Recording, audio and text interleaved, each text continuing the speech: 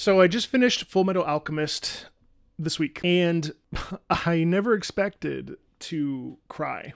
I never expected to get so emotional at a manga. A manga, guys. I mean, like, I've only, this was the fullest manga I've ever read in my entire life. I mean, I had read, bits and pieces. I mean, Attack on Titan was a very dense manga that I really, really loved, and it was my entryway into this world. Fullmetal was cool because it touched on this sort of shonen tropes that I had seen when I did a little bit of reading of One Piece.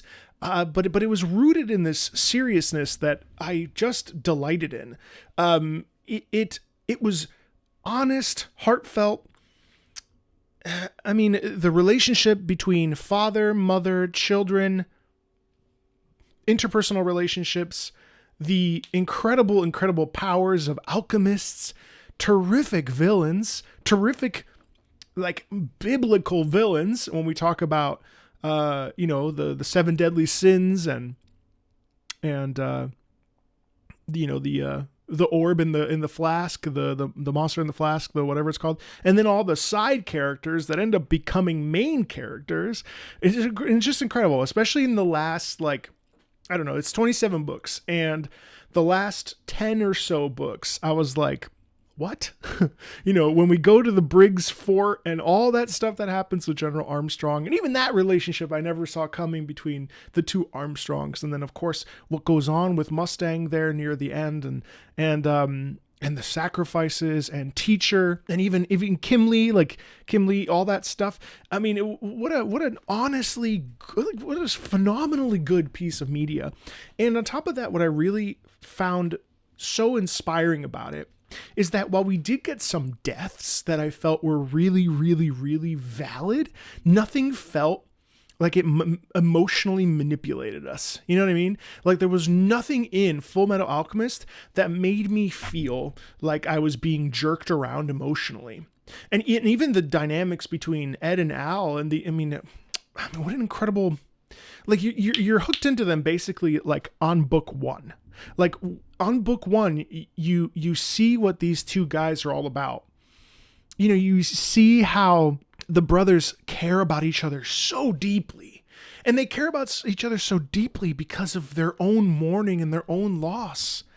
Yes, of Hohenheim, and yes, of their dad, but more importantly, of Trisha and their relationship with family. And how they really, like, lock in with each other, And then I loved the dynamic between the brothers and Winry.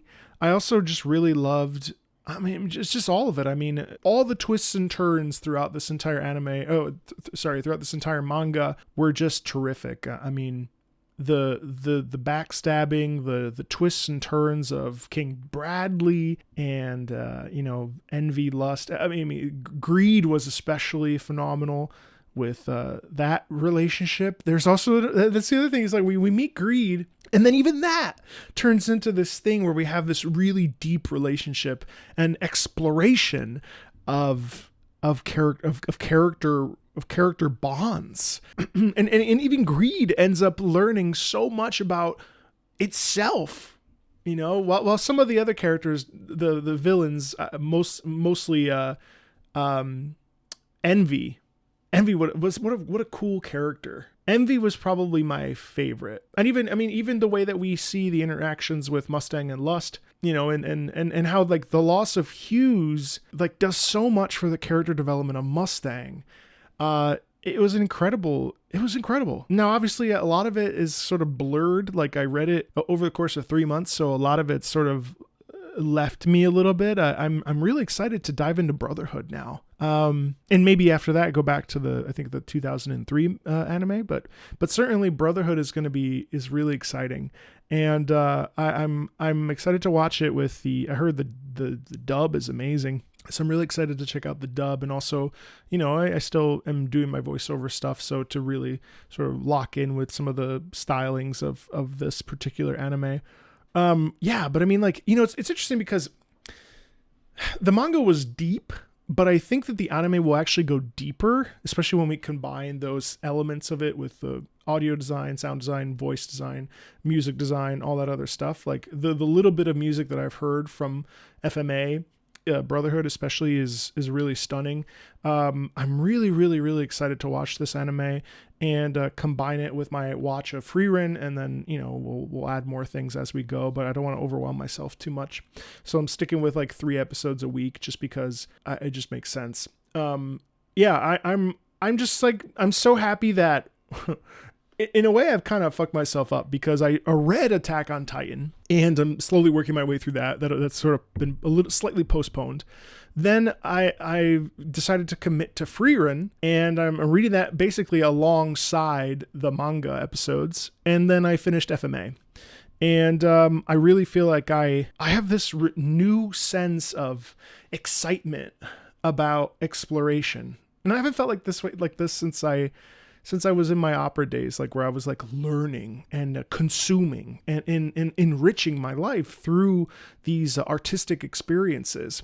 And I understand why people like anime so much. And I understand why people like these characters so much. I've also recently started DBZ. And DBZ is, at the beginning, it feels a little bit shallow, but I'm curious to see how that sort of develops.